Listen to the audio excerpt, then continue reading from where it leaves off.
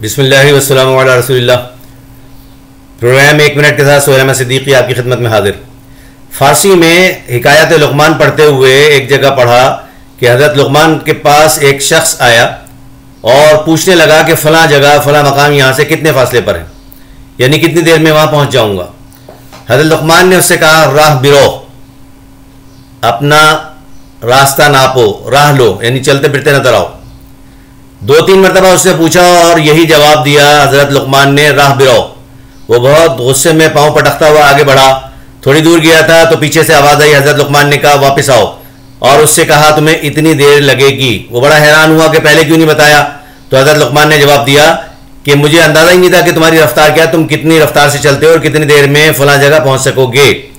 हमारा भी मामला ये है कि हमें अब तक अंदाज़ा ही नहीं है कि हमारी रफ्तार क्या है, हम अपनी मंजिल पर कब पहुँचेंगे और पहुँचेंगे भी या नहीं।